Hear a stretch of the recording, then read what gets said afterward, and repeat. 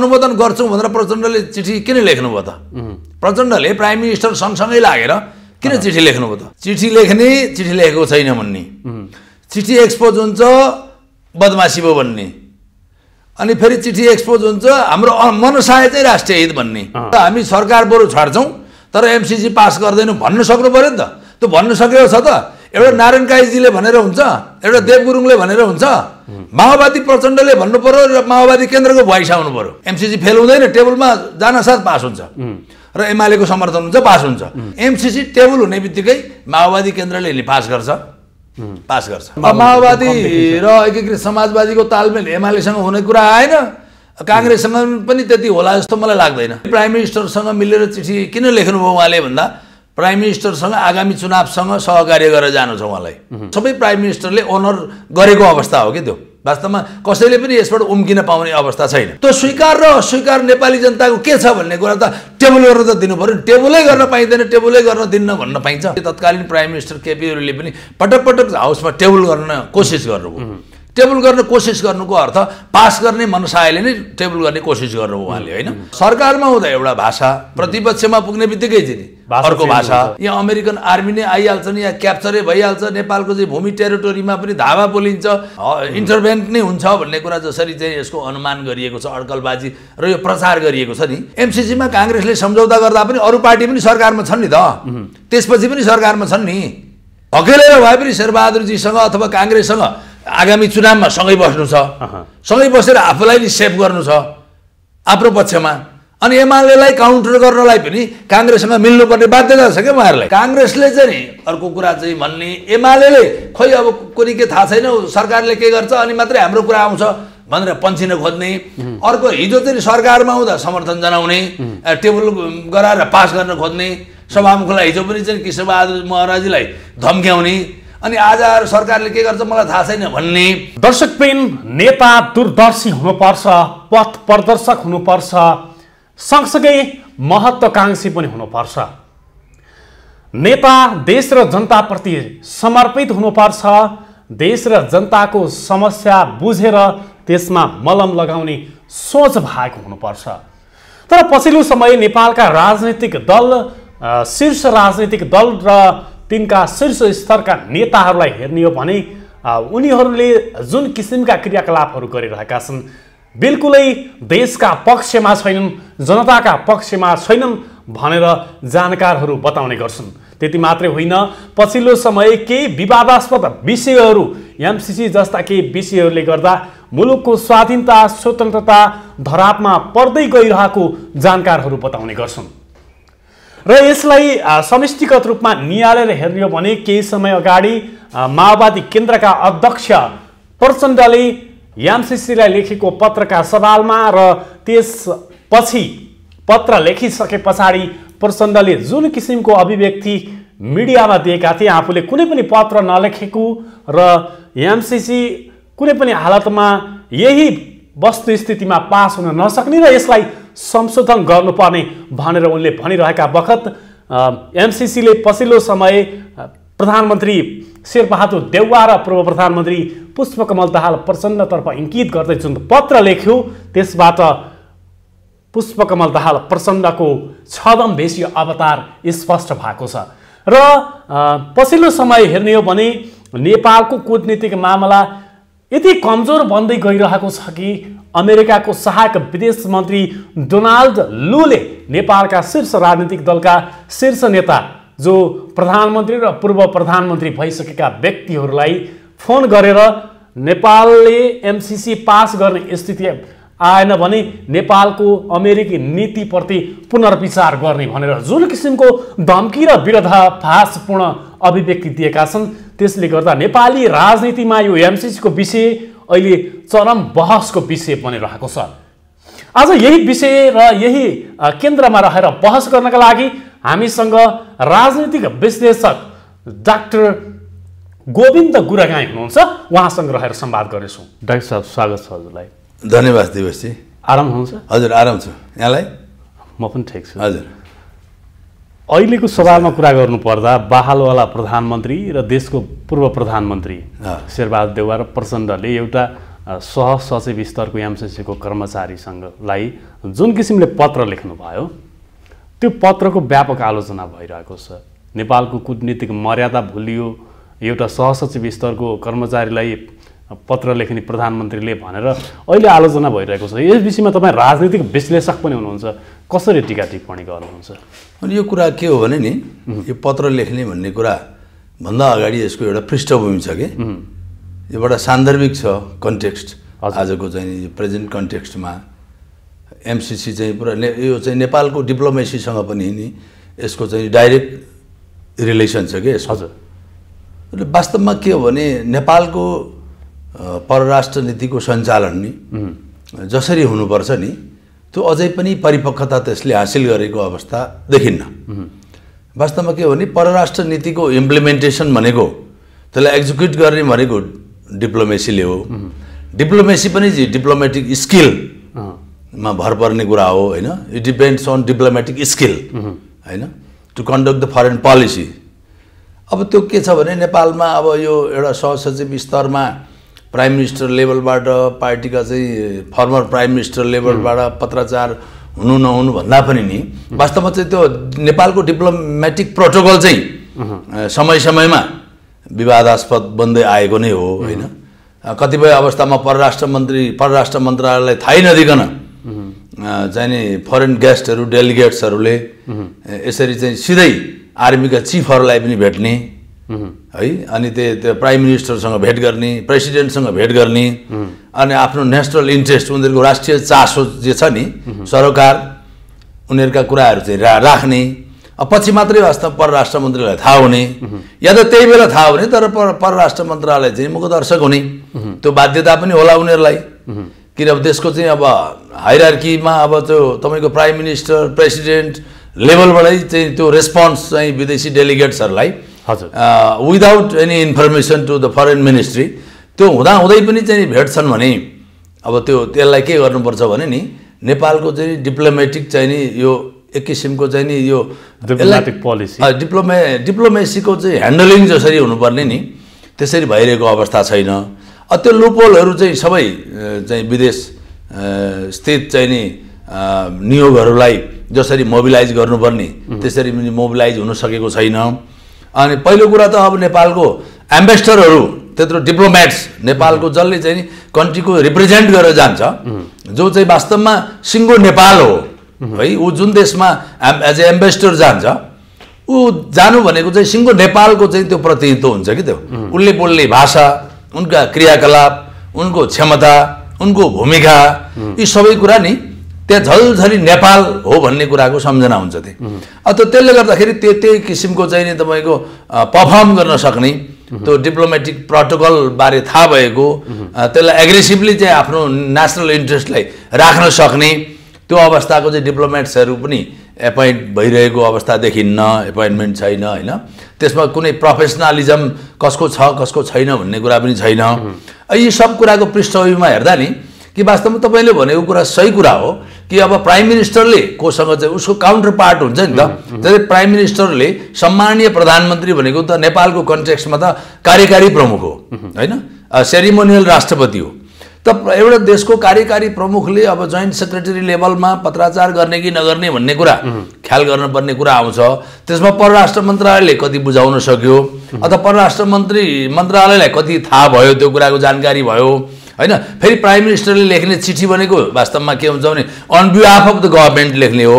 On behalf of government लेख्नलाई council of ministers मन्त्री परिषदले त्यो कुरालाई पास गर्नुपर्ने हुन्छ होइन। कुन लाइनमा चिठी लेख्ने, चिठीको चाहिँ नि अब शैली र भाषा त अब फरेन मिनिस्ट्रीले मिलाउने कुरा हो होइन। उहाँ चाहिँ फरेन एडभाइजर पनि हुन्छन्, प्राइम मिनिस्टरको चाहिँ चिफ एडभाइजरहरू हुन्छन्, अनि फरेन मिनिस्ट्री हुन्छ फर्मल्ली, उहाँहरूले बसेर त्यसलाई ड्राफ्ट गर्ने हो। त्यो लेख्ने कुरा चाहिँ तपसिलको कुरा हो, लेख्ने जे लेख्नुपर्ने होला आफ्नो नेसनल चाहिँ इन्ट्रेस्टमा त्यही लेखिन्छ होला। तर पनि अब कसले कसलाई सम्बोधन गर्ने भन्दा नि अब चाहिँ कार्यकारी प्रमुखले लेख्दाखेरि कार्यकारी प्रमुखलाई नै लेख्नुपर्ने हुन्छ होइन, या त फरेन मिनिस्ट्रीको चाहिँ सोही तहलाई उहाँले चाहिँ मोबिलाइज गर्न सक्नु पर्यो। कार्यकारी प्रमुखले सम्माननीय प्रधानमन्त्रीले चाहिँ नि परराष्ट्र मन्त्रालयसँग कुरा गरेर त्यो प्रोटोकल मिल्ने हिसाबले नि त्यसरी चाहिँ पत्राचार करेस्पोन्डेन्स गर्नुपर्ने हुन्छ। यो डिप्लोमेसीमा नि धेरै कुरा ख्याल गर्नुपर्ने हुन्छ स्टेपमा यसका चाहिँ स्टेप्सहरू छन् कि यसको डिप्लोमेटिक प्रोटोकलको मिनिङै त्यही हो नि त डिप्लोमेटिक प्रोटोकलमा एउटा काउन्टर पार्ट हुन्छ नि त समकक्षी हुन्छ नि एउटा समकक्षीले अर्को समकक्षीलाई सम्बोधन गर्ने हो अनि त्यो समकक्षी मार्फत चाहिँ नि तल जानुपर्ने चाहिँ अपवार्ड हुनुपर्ने डाउनवार्ड हुनुपर्ने सबै त्यहाँ हुन्छ त्यो कुरा चाहिँ माथिदेखि तल जानुपर्ने तलदेखि माथि आउनुपर्ने कुरा पनि हुन्छ नि त्यो चाहिँ सामान्य चाहिँ तपाईँको टिप्पणी जुन उठ्छ नि सरकारी निकायमा अथवा जहाँसुकै मन्त्रालयमा टिप्पणी उठाउँदा पनि तलबाट माथि जान्छ माथि सदर भइसकेपछि फेरि तल जुन लेभलबाट उठ्यो त्यही लेभलमा आएर चाहिँ करेस्पोन्डेन्स हुन्छ होइन अब त्यो चाहिँ हुनुपर्ने हो होइन मिति यतिको निर्णय अनुसार भनेर करेस्पोन्डेन्स हुन्छ त्यो करेस्पोन्डेन्स एउटा शाखा अधिकृतले गरे पनि नि त्यो मन्त्रालयले गरेको मानिन्छ नि त किनभने त्यो करेस्पोन्डेन्समा के हुन्छ मिति यतिको निर्णय अनुसार मन्त्री स्तर अथवा चाहिँ नि सचिव स्तरको निर्णय भने हुन्छ त्यहाँ त्यसले गर्दा अब यस्ता कुरालाई अब ख्याल गर्नुपर्ने वास्तवमा त्यो यो कुराले विवाद सिर्जना गर्छ एक अर्को कुरा चाहिँ नि विदेशीहरूले नेपालको नाडी छामिसकेका छन् नि नाडी छामिसकेका छन् नेपालमा चाहिँ यस्तो डिप्लोमेटिक प्रोटोकलको ख्याल गरिन्न यसको हायरार्की चाहिँ नि कुनै प्रोटोकलको ख्याल छैन ख्याल राख्दैनन् ख्याल भइरहेको छैन त्यो ल्याकत पनि छैन त्यो प्रोफेसनलिजम पनि छैन त्यो सिस्टम इस्टाब्लिस भइसकेको छैन यद्यपि चाहिँ सिस्टम चाहिँ अब नीतिको रूपमा इस्टाब्लिस छ त्यसका चाहिँ नि प्रक्रियाहरू छन् तर त्यसको इम्प्लिमेन्टेसन त्यो प्रक्रियालाई फलो गरेर नभएपछि त प्र्याक्टिकल्ली त फलो नगरेपछि त प्र्याक्टिसमा नदेखिएपछि त त्यो तपाईँको डकुमेन्टेसन गरिएको नीतिले नि एउटा कागजमा भएको एउटा चाहिँ ब्रोसरमा भएको एउटा माइन्युटमा भएको पोलिसीले त काम दिएन नि त्यसलाई त इफेक्टिभ बनाउने कुरा त अब त्यसका चाहिँ एक्टरहरूले हो होइन अब एक्टरहरूले चाहिँ नि कसरी त्यसलाई मुभ गर्ने हो भन्ने कुरा त एक्टरलाई ख्याल गर्नुपर्छ त्यसमा नि सम्माननीय प्रधानमन्त्री भनेको त देशको कार्यकारी प्रमुख हो होइन त्यति ठुलो चाहिँ तह हो त्यो तहले पत्राचारमा पक्कै पनि केही कमी कमजोरी भएको छ अब आशय गलत नभए पनि कमी कमजोरी चाहिँ देखिन्छ पञ्चायतकालकै इतिहासलाई हेर्ने हो भने पनि राजा महेन्द्रलाई भेट्दा दरबारका सचिवहरूसँग एम्बेसडरले पहिला भेट्नु पर्थ्यो त्यो किसिमको नेपालको कूटनीतिक पोलिसी थियो तर आज ध्वस्त भएको छ फतिमा सुनार आएर राष्ट्रपतिसँग प्रधानमन्त्रीसँग पूर्व प्रधानमन्त्रीहरूसँग एकाएक बसेर टेबल टक गरेर एमसिसी पास गर्नुहोस् भन्ने किसिमको एउटा धम्कीपूर्ण किसिमको भाषा बोल्ने स्थिति आज नेपालमा आएको छ यसले यो देश कता जाँदैछ यो देशको कूटनीतिक अवस्था धाराशायी हुँदैछ भन्ने त स्पष्ट भान पर्दै हुन्छ नि यसको कुरा के हो भने नि वास्तवमा चाहिँ जङ्गबहादुर राणाले नि पहिले चाहिँ आफूले पाउने सलामीको चाहिँ तय नगरिकन उनी बेलायत यात्रा गरेनन् क्या त्यो बेलामा पनि उनले डिप्लोमेटिक प्रोटोकलको ख्याल गरे यद्यपि अब जङ्गबहादुरको कति कमजोरी थियो होला त्यतातिर प्रवेश नगरौँ तर प्रोटोकल इज प्रोटोकल कि त्यसको चाहिँ नि त्यो तह भनेको तह हो नि कुन तहले कुन तहसँग गर्नु एउटा स्वतन्त्र राष्ट्र सार्वभौमसत्ता राष्ट्रको प्रधानमन्त्रीले 19 तोपको सलामी पाउनु पर्यो बेलायतको रोयल प्यालेससँग उसको चाहिँ त्यो अडान रह्यो कि उनले पोजिसन क्लियर गरे मैले 19 तोपको सलामी नपाउने हो भने मैले त्यो रेस्पोन्स गर्दिनँ भन्ने भइसकेपछि इट्स ओके तपाईँलाई चाहिँ 19 तोपकै सलामी हुन्छ भन्ने भइसकेपछि उनी एग्री भए होइन त्यो एग्री र डिसएग्री हुने कुरा पनि त्यो त्यसरी त्यो आधारमा हुन्छ त्यसरी चाहिँ ख्याल गर्दै आएको प्रोटोकल नि यसले मिस गर्न हुन्न भन्ने एउटा कुरा हो तर पछिल्लो समय जब 46 साल यता प्रोटोकलहरू मिचिँदै आएका छन् अझ शान्ति प्रक्रिया पछाडि त ध्वस्त भएको छ अहिले मैले भनिहालेँ नि यहाँलाई मिनिस्ट्री अफ फरेन एफेयर्सको जानकारी बेगर नि जानकारी बेगर चाहिँ नि तपाईँको सिधै आर्मी चिफलाई भेटिएको छ आर्मी चिफलाई भेट्नु भनेको त सेन्सिटिभ कुरा हो नि त एउटा फरेन डेलिगेट्सले आर्मी चिफलाई के भनेर भेट्ने हो त्यहाँ के कुरा आर्मीसँग के कुरा हुन्छ आर्मीसँग चाहिँ सैन्यको सम्बन्धी मामिलाको कुरा हुन्छ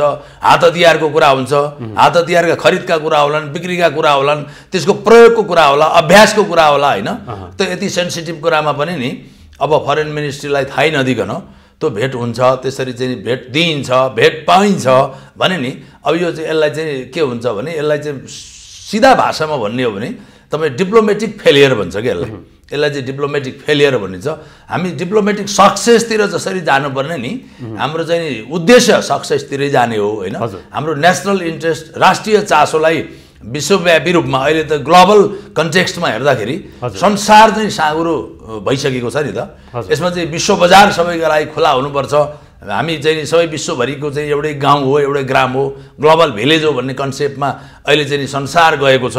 यस्तो बेलामा पनि अब कसका के इन्ट्रेस्ट हुन्छन् भन्ने कुरालाई राम्ररी ख्याल गर्नुपर्ने हुन्छ। त्यो चाहिँ यसको होमवर्क चाहिँ नि मिनिस्ट्री अफ फरेन एफेयर्सले नै गर्नुपर्छ। तर अब यसरी चाहिँ त्यो उपल्लो तहबाट त्यस्तो भइदिँदा नि अलिकति त्यो आफ्नो अन्डरको मिनिस्ट्रीलाई त गाह्रो हुने कुरा भइगयो नि।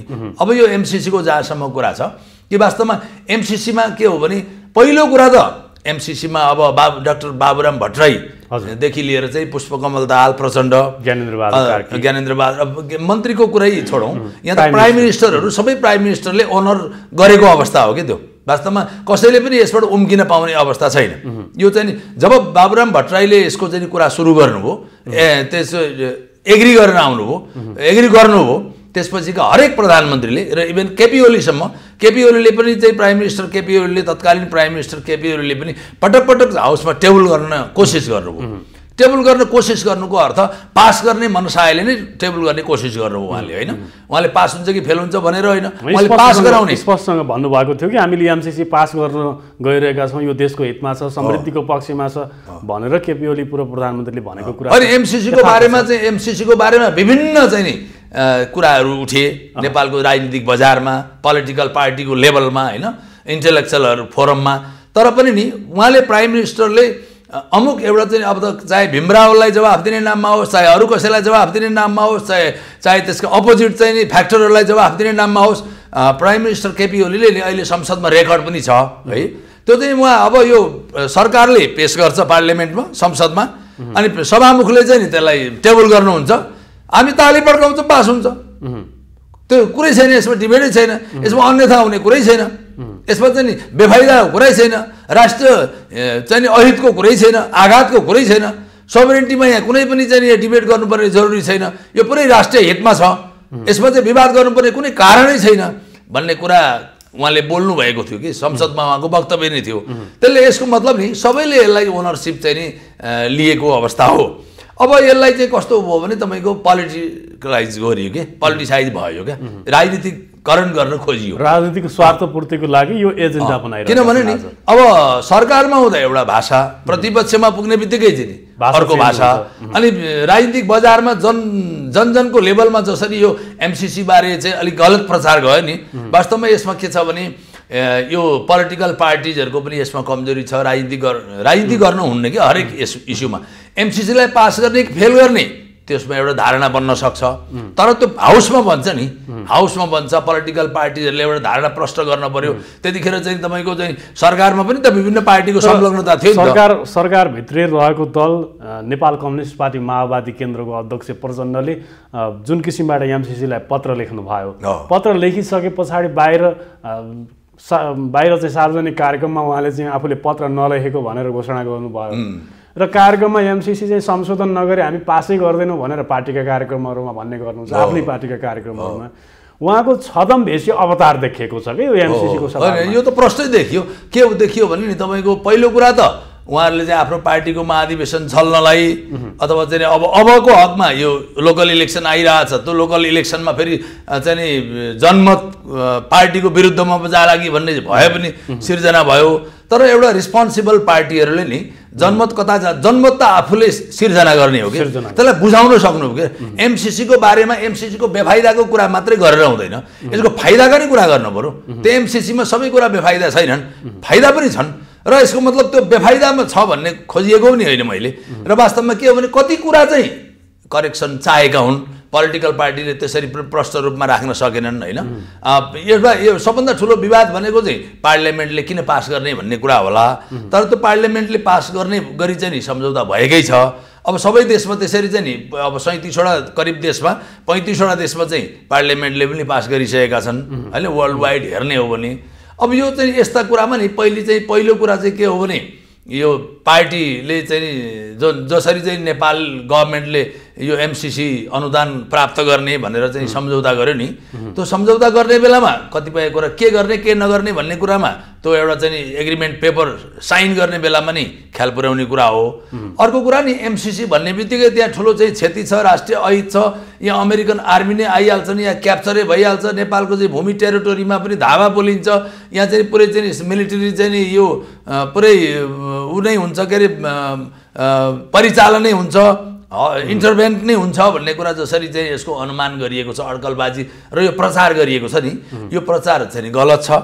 त्यस्तो चाहिँ नि नेपालमा त्यो हुने सम्भावना पनि छैन। तपाईँको उसको चाहिँ किन के चासो हो भने त्यसका आधारभूत केही बुदाहरूमा स्पष्ट रूपमा उल्लेख के गरिएको छ भने भारतसँग जोडिएका कतिपय कुराहरू छन् कि त्यसले गर्दा नेपाल सधैँ सशङ्कित हुनुपर्ने, सधैँ झस्किरहनु पर्ने, आफ्नो छिमेकी राष्ट्र भारतसँग त त्यो इतिहासलाई हेर्ने हो भने, इतिहासका कालखण्डमा भएका घटनाक्रमहरूलाई हेर्ने हो भने सधैँ सशङ्कित हुनुपर्ने वातावरण त भारतले बनाएकै हो। यो त युनिभर्सल ट्रुथ कुरा हो। एकदम एकदम त्यो कारणले गर्दा जनता सशङ्कित भइरहेका छन्। आज एमसिसी राष्ट्रको हितमा छैन कि भन्ने पब्लिक सेन्टिमेन्ट ठुलो जमातमा छ आजको दिनमा। अब यसमा के छ भने नि तपाईँको चाहिँ कुरा नलुगाइकन भन्ने हो भने नि त्यो प्रष्ट गर्नुपर्ने हुन्छ होइन। यो चाहिँ के हो भने चाइनाको चाहिँ नि अब एउटा कार्ड पनि छ होइन। अमेरिकनहरूको नि चाइनासँगको जस्तो रिलेसन छ नि अहिले, एन्टी चाइनिज मुभमेन्ट जस्तो, त्यो अर्थमा एमसिसीलाई बुझिएको छ कि। तर यसको मतलब त्यसो भए त त्यो आधारमा हेर्ने हो भने त बिआरआईमा चाहिँ नेपाल किन जाने त? बिआरआईमा किन जाने? बिआरआई चाहिँ ठिक हुने, सहमत हुनुपर्ने, अनि एमसिसी चाहिँ किन नहुनु पर्ने कुरा छ नि त। कि त तपाईँको चाहिँ बिआरआईमा चाहिँ जाँदा हुने, त्यसमा चाहिँ कुनै नोक्सानी नहुने, अनि एमसिसीले चाहिँ नोक्सानी हुने भन्ने कुरा त आउँदैन नि, त्यो आउँदैन। त्यो कुरा के हो भने वास्तवमा अब यो यहाँ प्रो इन्डियन हुने अथवा प्रो चाइनिज हुने, प्रो अमेरिकन हुने भन्ने चाहिँ नि एउटा चाहिँ नि बिआरआईलाई त संसदबाट अनुमोदन गर्नु परेको स्थिति त छैन। फेरि अनि यस्तो छ तपाईँको चाहिँ संसदबाट अनुमोदन भनेको त कुनै सन्धि सम्झौताहरू एक देश र अर्को देशबीच हुने सन्धि प्राकृतिक स्रोतको चाहिँ नि बाँडफाँडको कुरा होला होइन, ती विषयहरू मात्रै होइन। यो त एउटा प्रोजेक्ट हो, विकासको लागि ल्याइएको प्रोजेक्ट हो भनेर भनिरहँदा यो भित्र लुकेका स्वार्थहरू संसदबाट अनुमोदन गर्नुपर्छ भन्दै गर्दा त एउटा आशंकाको रूपमा हेर्ने दृष्टिकोण त बनेको छ त। यस्तो छ, यसमा तपाईँलाई नि यसको गुह्य कुरा के हो भने नि मैले त्यहीँ प्रवेश गर्न खोजिरहेको थिएँ। संसदबाट अनुमोदन गराउन खोजेको भनेको के होला भने नि अमेरिकन जुन एमसिसी यो अनुदान नेपालले लिने भनेर चाहिँ सहमत भएको छ, यो कुरा चाहिँ भोलि कुनै पनि चाइनाको प्रभावमा परेर फेरि चाहिँ यो गभर्मेन्टले यसलाई चाहिँ बिचैमा ब्रेक गर्ने हो कि, बिचैमा फेरि यसलाई चाहिँ नि संशोधन गर्ने हो कि, अथवा बिचैमा चाहिँ यहाँ विभिन्न किसिमको अब्स्ट्याकलहरू आउने हुन् कि यसो कार्यान्वयनमा भन्ने कुराले त्यसो कार्यान्वयनमा विश्वसनीयताको सिर्जनाको लागि, वास्तवमा विश्वसनीयताको निर्माणको लागि ऊ अमेरिकनहरूले आफ्नो अनुदान चाहिँ नि ढुक्कले यहाँ प्रयोग हुन्छ, कार्यान्वयन हुन्छ भन्ने कुराका लागि पनि उनीहरूले पार्लियामेन्टको चाहिँ ओनरसिप खोजेका हुन् होइन, वास्तवमा अरू केही होइन। तर तपाईँको ओनरसिपकै कुरा गर्ने हो भने त आज पार्लियामेन्टले निर्णय गर्छ, भोलि नवनिर्वाचित अर्को चाहिँ निर्वाचनबाट आउने पार्लियामेन्टले त्यसलाई चाहिँ नि फेरि हटाइदिनु नि सक्ला नि त, कुरा त्यो पनि छ नि त। तर के हो भने मुख्य कुरा के हो भने नेपालको परराष्ट्र नीतिमा 1950 मा भएको सन्धि हामीले चाहेर पनि हटाउन सक्दैनौँ। हो त्यसले गर्दाखेरि भारतसँग जुन सन्धि भएको थियो नि त्यो चाहेर पनि हामी हटाउन सक्दैनौँ। सुगौली सन्धि हामी चाहेर पनि हामी पूर्वमा टिस्टा यो 1950 को सन्धि र सुगौली सन्धिसँग यो एमसिसी को त्यति चाहिँ ठुलो रूपमा यसलाई लिनुपर्ने अवस्था छैन कि वास्तवमा एमसिसी भनेको सिधा ट्रान्समिसन लाइनको कुरा हो होइन। त्यसमा राष्ट्रिय चासो स्वाभाविक रूपमा उठ्छ। नेपाली जनताले एमसिसी प्रति को जुन जन्म छ नि त्यसबाट पनि यो एमसिसी यो अनुदान बारे बुझाइएको अवस्था होइन क्या। एमसिसी को वास्तवमा क्लियर कट यसको चाहिँ नि यसलाई बुझाइएको छैन। नबुझाइएको कारणले यो भ्रम सिर्जना गरेको पोलिटिकल पार्टीजहरूले पनि जिब्रो चबाएको अवस्था हो होइन। त्यसलाई भित्र चाहिँ नि सहयोग अनुदान चाहिँ नलिने भन्ने कुरा पनि छैनन्। तर पनि भोलि चाहिँ फेस सेभ गर्न जनताको चाहिँ तपाईँको भोलि ग्राउन्डमा जाँदा चुनावको बेलामा जाँदाखेरि हाम्रो चाहिँ जनमत चाहिँ हाम्रो पार्टीको विरुद्धमा पो आउँछ कि भन्ने कुरा चाहिँ यसको दुष्प्रचार गर्ने मान्छेहरूको कारणले गर्दा पनि त्यो भ्रम सिर्जना भएको छ। वास्तव एमसिसीलाई जसरी अहिले टिप्पणी गरेको छ त्यसरी टिप्पणी गर्न जरुरी छैन। तर मैले चाहिँ के भनिरहेको छु भने 16 आना एमसिसीको बारेमा चाहिँ जति शर्तनामाहरू छन्, शर्तको बन्दोबस्त गरिएको छ, तय गरिएको छ, ती सबै कुराहरू हुबहु हुनुपर्छ भन्नेतिर पनि म जान्न। केही कुराहरू कतिपय कुराहरू मिल्ने सक्ने हदसम्म चाहिँ नि समझदारी अथवा द्विपक्षीय अन्डरस्ट्यान्डिङले फेरि यति कुरा चाहिँ मिलाउन त संशोधन गरौँ त यो ड्राफ्टमा, यो सन्धिमा, अनि हामी हाउसमा लान्छौँ भन्न सक्नु पर्यो नि त। आफ्नो पोजिसन चाहिँ नेपालले क्लियर गर्न नसक्ने होइन, माओवादीले क्लियर गर्न नसक्ने, अथवा चाहिँ अरू पार्टीहरू जो जो यसको विरुद्धमा छन् उनीहरूले क्लियर गर्न नसक्ने, अनि चिठी चाहिँ लेख्ने फेरि हामी गर्छौँ अनुमोदन गर्छौँ भनेर। त्यतिखेर अनुमोदन गर्छौँ भनेर प्रचण्डले चिठी किन लेख्नुभयो त? प्रचण्डले प्राइम मिनिस्टर सँगसँगै लागेर किन चिठी लेख्नुभयो त? प्राइम मिनिस्टर सँगसँगै लागेर चिठी चाहिँ लेख्ने होइन। अनि त्यो चिठी लेखिसकेपछि चिठीको म्याद अब यो फेब्रुअरीको 28 भित्रमा चिठीको म्याद सकिँदैछ, फेब्रुअरी के अरे 16 भित्रमा। अनि चिठीको म्याद सकिन लाग्दाखेरि चाहिँ उनले आफ्नो जवाब त खोज्छ नि त। तपाईँले दिएको टाइम चाहिँ नि अब आयो, सकिन लाग्यो, अब त पास हुन्छ होइन भनेर उसले सरोकार त राख्छ। हेर्नुहोस्, सरोकार त राख्छ, स्वाभाविक रूपमा राख्छ नि। किनभने यस्तो छ कि अमेरिका जुन किसिमको प्रचण्डको रोल देखिएको छ नि, एमसिसी पास गर्छौँ भनेर प्रधानमन्त्रीको काँध थामेर उहाँले चाहिँ प्रधानमन्त्री र आफू भएर एमसिसीलाई पत्र लेख्नुभयो। पत्र लेखेर सकिँदा नसकिँदै बाहिर आएर कुनै पनि पत्र लेखेका छैनौँ, हामीले चाहिँ राष्ट्रको मामलामा यो देशलाई असर पर्ने कुरामा कुनै कुरामा पनि सन्धि सम्झौता गर्दैनौँ, हामी चाहिँ यसलाई संशोधन गरेर पास गर्ने पक्षमा छौँ, यति पास गर्ने पक्षमा छैनौँ भनेर भन्नुभएको छ। तर पत्रमा त उल्लेख गरेका छैन। पत्रमा चाहिँ कुनै शर्तबन्धको कुरा गरिएको छैन। एमसिसी पास गर्छौँ हामीलाई 5-6 महिनाको टाइम दिनुहोस् भनेको छ। जुन किसिमको त्यो जनतालाई बेवकुफ बनाउने, जनतालाई झुक्क्याउने जुन किसिमको रोल खेलिरहेका छन् नि शीर्ष स्तरका। त्यही त नेपालको चाहिँ पोलिटिकल पार्टीहरूको व्यवहार चाहिँ त्यो बिहेभ चाहिँ वास्तवमा विश्वसनीय बन्न सकेन होइन। त्यसले गर्दाखेरि नेपाल अझ प्रचण्डको मामिलामा भन्नुपर्दा जुन किसिमबाट ढाँट्ने प्रवृत्ति प्रचण्डको देखिएको छ नि, विदेशी शक्तिसँग अर्को कुरा गर्ने, पार्टीमा अर्को कुरा गर्ने, जनतासँग पुग्दा अर्को कुरा गर्ने, जुन विचारबाट विचलित भइसके पछाडि अझ जुन किसिमबाट छदमबेसी रोल खेलिरहेछ, यो सम्बन्धमा तपाईँ राजनीतिक विश्लेषकको के कुरा राखिदिनु पर्यो? यसो हुन्छ कि तपाईँको चाहिँ कमजोर हुँदै गइसकेपछि यो अवस्था आउँछ। हेर्नुहोस्, भोलि प्राइम मिनिस्टरसँग मिलेर चिठी किन लेख्नुभयो उहाँले भन्दा प्राइम मिनिस्टरसँग आगामी चुनावसँग सहकार्य गरेर जानु छ उहाँलाई होइन। उहाँ एमालेबाट अलग्गिनुभयो, एमालेबाट अलग्गिएपछि हिजो एमालेसँग मिलेर जुन किसिमको जनमत आएको छ, उहाँहरूको सिट आएको छ, त्यो सिट भोलि आउन सक्दैन, नआउन सक्ने त कन्फर्म छ। त्यसैले कसै न कुनै शक्तिसँग त कोलिसन गर्नु पर्यो। अब उहाँको कोलिसन एमालेसँग हुँदैन, मानिदियो भने काङ्ग्रेससँग मात्रै हुन्छ। अनि काङ्ग्रेससँग मिलेर हुन्छ भनेर पठाउनु भयो उहाँले। अनि पिएमले पनि के भन्नुभयो हुनसक्छ भने ठिक छ भोलि कोलिसनमा सँगै जाने हो भने आज पनि तपाईँ हामी सँगै चाहिँ यो उनीहरूलाई विश्वास दिलाउँ नि त, हो भने भन्ने मनसायले उहाँ तुरुन्तै राजी हुनुभयो। उहाँको चाहिँ के भने भोलि चाहिँ एमालेसँग फाइट गर्नलाई भोलि चाहिँ काङ्ग्रेससँग मिलेर अगाडि बढियो भने बल पुग्छ, सजिलो हुन्छ भनेर आफ्नो सुविधाको लागि उहाँ एग्री हुनुभयो। अनि अहिले पछि आएर फेरि चाहिँ त्यो चर्चा चल्ने बित्तिकै मैले कुनै पनि चिठी लेखेको छैन भन्नुभयो। चिठी एक्सपोज हुने बित्तिकै यो चाहिँ तपाईँको यो बदमासी भयो, यो नहुने कुरा भएको छ, यो हाम्रो आशय त्यो होइन। अब आशयतिर जानुभयो, चिठीमा कुनै आशयको कुरा छैन। यो पछाडि पनि अर्कै ग्रान्ड डिजाइन छ, राष्ट्रको हितको लागि डिजाइन हो यो भनेर अनेक कुराहरू। यो राष्ट्रको हितको लागि मैले जे गरेको छु राष्ट्रको हितको लागि गरेको छु, हामी गर्ने नै हो, अलिकति चुनाव पछि गरौँ भन्ने कुरा मात्रै हो भन्नुभयो उहाँले। अब अहिले लोकल इलेक्सन त त्यसरी टर्ला, अनि भोलि प्रोभिन्सको पनि चुनाव आउँछ नि, प्रदेशको चुनाव आउँछ, त्यति बेला के भन्नुहुन्छ? भोलि सङ्घीय चाहिँ संसदको चुनाव आउँछ, त्यति बेला के हुन्छ? अब 1 वर्षसम्म त्यसो भनि नै रहने हो त, भनि नै रहने हो भने त नेपालमा चाहिँ के विश्वसनीयता के रह्यो त? बाँकी केही रहेन। यसले गर्दाखेरि वास्तवमा के हुन्छ भने नि एउटा ठुलो कन्ट्रिब्युसन। अब जस्तो जनसरकारमा एमसिसी जुन किसिमबाट जनताले हेरिरहेका छन्, पब्लिक सेन्टिमेन्ट तपाईँ पनि सामाजिक सञ्जालमा जोडिनु भएको छ, मिडियामा जोडिनु भएको छ, कसरी जनताले एमसिसीलाई हेरिरहेछ भन्ने कुरा तपाईँले पनि आकलन गर्नु, हामीले पनि आकलन गरेका छौँ, सबैले आकलन गर्नुभयो। 3 करोड नेपालीले पुग नपुग 3 करोड नेपालीले आकलन गरिरहेका छन्। हजुर हजुर। अब निर्वाचनमा जाँदै गर्दा पब्लिक सेन्टिमेन्टसँग जोडिन राष्ट्रवादका नारा, विकास र समृद्धिका नारा घन्काउन त अहिले यो एमसिसी जुन किसिमबाट अमेरिकाले तारका तार फोन गर्ने, विदेश सहायक मन्त्रीले समेत फोन गर्ने जुन किसिमको परिपाटी देखिएको छ, धम्काउने नेपालका नेताहरूलाई, यसले गर्दा एमसिसी नेपालका नेताहरूलाई चोर गाईको घन्टी जस्तै भएको छ। निर्वाचन अगाडि पास गर्ने प्रक्रियामा जाउँ भने जनताले भोटै दिँदैनन् कि भन्नु पर्यो। त्यो किसिमको स्थिति सिर्जना आइरहँदा अब के हुनसक्छ यसबाट पार पाउने निकाय? पार पाउने उपाय के हुनसक्छ? पार पाउने कुरा केही पनि कतिपय सजिलो छ कुरा, अप्ठ्यारो छैन। पार पाउने कुरा नि पहिलो त नेपालको राजनीतिक दलहरूले आफ्नो पोजिसन क्लियर गर्न सक्नु पर्यो। यहाँ पोजिसन क्लियर गरेको अवस्था छैन। चिठी लेख्ने, चिठी लेखेको छैन भन्ने, चिठी एक्सपोज हुन्छ बदमासी भयो भन्ने, अनि फेरि चिठी एक्सपोज हुन्छ हाम्रो मनसाय चाहिँ राष्ट्रिय हित भन्ने, भनेपछि नि यो नेपालको राजनीतिक दलहरूको नि यो व्यवहार ठिक भएन।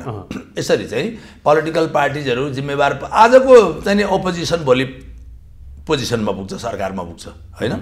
डेमोक्रेसीमा त त्यही हो नि, सडकको राजनीतिक दल सत्तामा हुन्छ, सत्ताको चाहिँ सडकमा हुन्छ, अपोजिसन चाहिँ नि तपाईँको चाहिँ नि सिटिङ गभर्मेन्टमा जान्छ, सिटिङ गभर्मेन्ट चाहिँ अपोजिसनमा आउँछ। यो त डेमोक्रेटिक प्र्याक्टिस हो त, लोकतन्त्रको ब्युटी हो यो। आवधिक निर्वाचन हुन्छ त, आवधिक निर्वाचनमा चाहिँ सत्ता प्रतिपक्ष सबै कुरा हुन्छन्। यसको मतलब अनि फेरि नेपालमा नि यी अहिलेका चाहिँ पार्टीहरू प्राय अब काङ्ग्रेसको, एमालेका, माओवादी सबैले पार्टीको सरकारको नेतृत्व गरिसकेका छन् होइन, भोलि पनि नेतृत्व गर्ने नै छन्।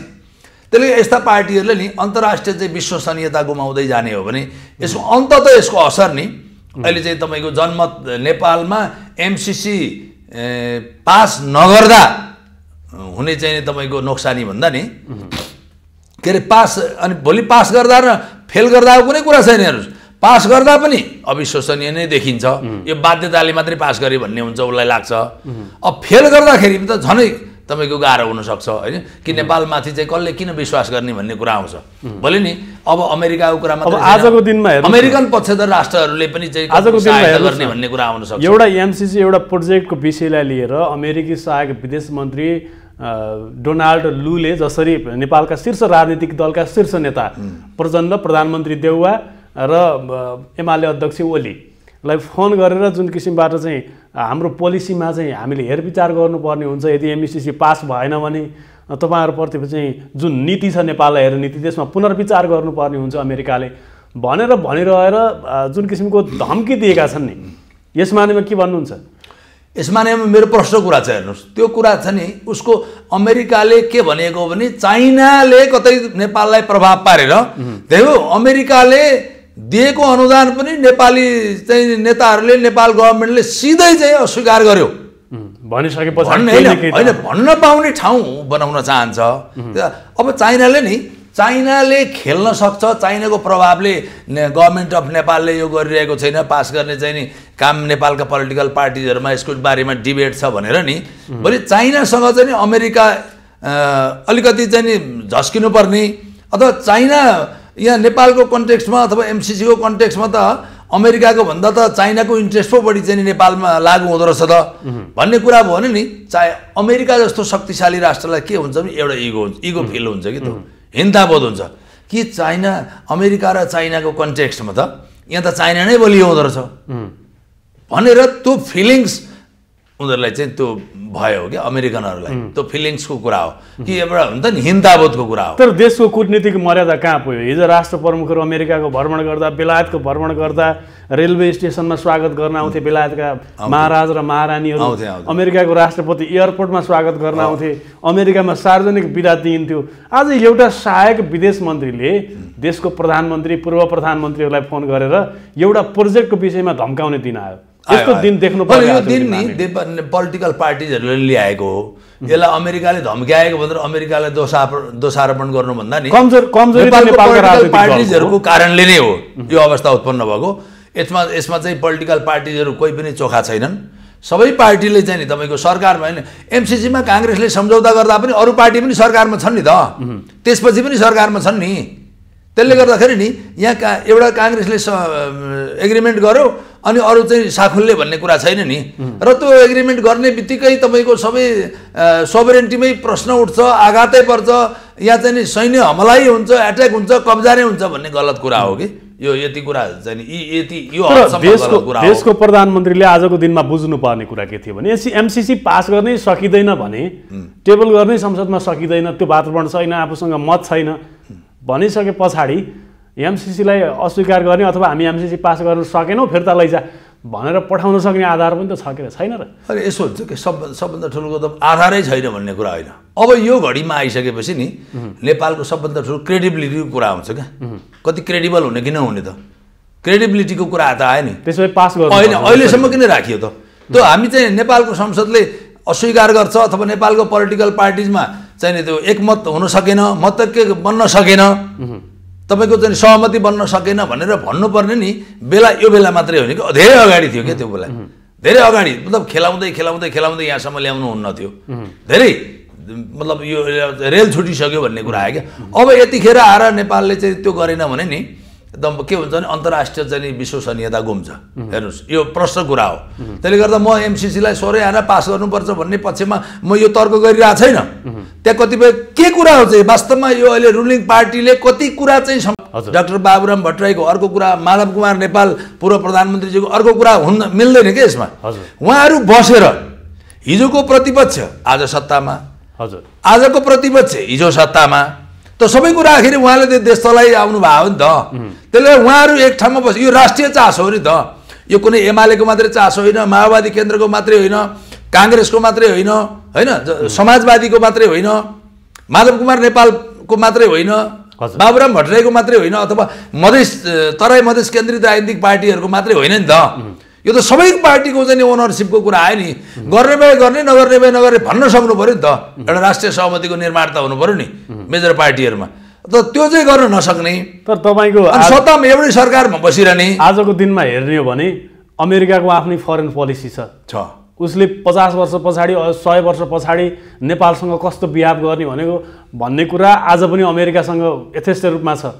भारतसँग हिजो जवाहरलाल नेहरू हुँदा बनाएको नेपालको वैदेशिक नीति नेपाललाई कसरी हेर्ने भन्ने सम्बन्धमा आज पनि त्यसरी नै उनीहरूले हेर्ने गर्छन्। तर नेपालमा राजनीतिक दल, कुन राजनीतिक दल सत्तामा पुग्छ अनि आफ्नै राजनीतिक दलको फरेन पोलिसी, यो किसिमको यो कूटनीतिक अवस्थाले देश कता जाँदैछ? पहिलो कुरा म अघि अलि छुटेको कुरा अलिकति प्रश्न पारौँ तपाईँलाई। एमसिसीको बारेमा अमेरिकनहरू अहिले यसरी एग्रेसिभली जसरी लु आउनु भएको छ अहिले, होइन सहायक विदेश मन्त्री फातिमा सुमारको कुरा आयो, डोनाल्ड लुको कुरा आयो। यो कुरा के हो भने नि उनीहरूको त अब अमेरिकनहरूको र चाइनिजहरूको कस्तो प्रतिस्पर्धा अहिले चलिरहेको छ भन्ने कुरा त हामीले जगजाहेरै छ नि, होइन। तर अमेरिकनहरूलाई के लागेको छ भने नि भोलि यसबाट ब्याक हुनु पऱ्यो हामी भने, अथवा नेपाल ब्याक भयो भने चाइनिजहरूको अगाडि उनीहरूले आफूलाई अलि डिमोरलाइज भएको सम्झिन्छन् के। त्यो अवस्था नआओस् भनेर उनीहरूको प्रेसर हो यो कि नेपालमा तपाईँको आएर चाहिँ सैन्य हमला गरेर क्याप्चर गर्ने कुरा। अर्को के पनि छ भने त्यो कुरा त आउँछ त, पोलिटिक्समा आउँछ त। अमेरिकनहरूको त्यो कुरा, विश्वको सर्वशक्तिमान राष्ट्र अमेरिकाको चाहिँ त्यो कुरा आउँदैन, आउँछ नि। नेपालले त त्यो लिन पर्यो भने त्यस्तो अवस्था आउँछ भने अमेरिकनहरूले त स्वाभाविक रूपमा आउँछ। त्यसले गर्दा चाइनाको अगाडि अमेरिकनहरू डिमोरलाइज भए भनेर विश्व समुदायमा यसको मेसेज जान्छ। त्यो मेसेजबाट अमेरिकाको साखमा हुने क्षति नि यो कुरा हो क्या। उनीहरूको चासो यसमा हो। नेपालले लिन्छ लिँदैन भन्ने कुरामा उनीहरूले लिन्छ, नलिए लिँदैन, ठिक छ, नलिए अन्त जान्छ भनिरहेछन् नि होइन। तपाईँ उसले भनिरहेको पनि अवस्था हो कि पटक पटक यसरी हेर्दा नि। यो त एमसिसीको विपक्षको तर्क मात्रै नगरौँ, पक्षको पनि तर्क गर्दाखेरि अमेरिकनहरूले के भनेका थिए भने नि तपाईँहरू लिनुहुन्छ भने लिनुहोस्, लिनुहुन्न भने अन्त जान्छ, अथवा हामीलाई टाइमली भनिदिनुहोस् त भने हो नि त। भन्दाखेरि होइन लाखे लाखे लाखे लाखे गर्दै यता आएको हो नि त। तपाईँको डिप्लोमेसीमा लाखे लाखेले केही काम गर्दैन के। पक्नुहोस् अथवा हामीलाई यति म्याद दिनुहोस्, अथवा चाहिँ 5 महिना दिनुहोस्, अथवा 6 महिना दिन्छु अनि पास गर्छु, यो हुन्छ र?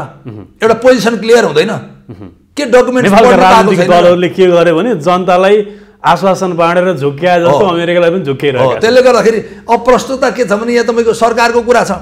भोलि चाहिँ प्रचण्ड अहिले टेबल हुने, प्रचण्ड चाहिँ तपाईँको यसको विरुद्धमा जाने भने त सरकारमा नि बस्न मिलेन नि त। सरकारमा बस्न चाहिँ मिल्यो त।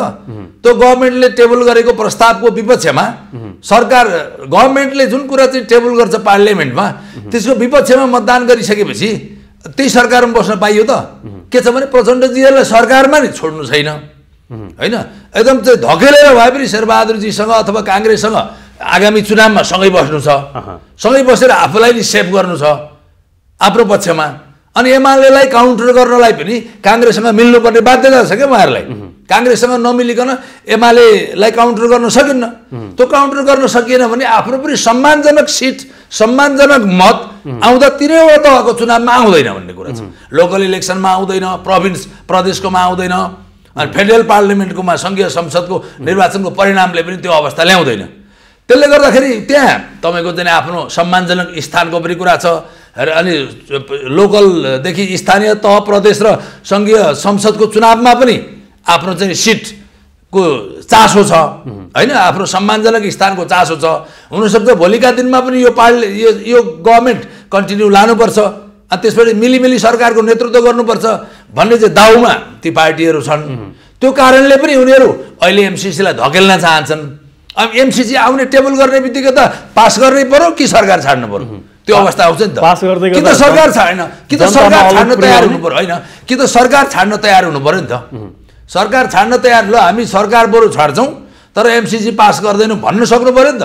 त्यो भन्न सकेको छ त? एउटा नारायण काईजीले भनेर हुन्छ, एउटा देव गुरुङले भनेर हुन्छ, माओवादी प्रचण्डले भन्नु पर्यो र माओवादी केन्द्रको भोइस आउनु पर्यो, त्यति भन्न सक्नु पर्यो नि त। त्यो आइरहेको छैन, त्यो आइरहेको छैन।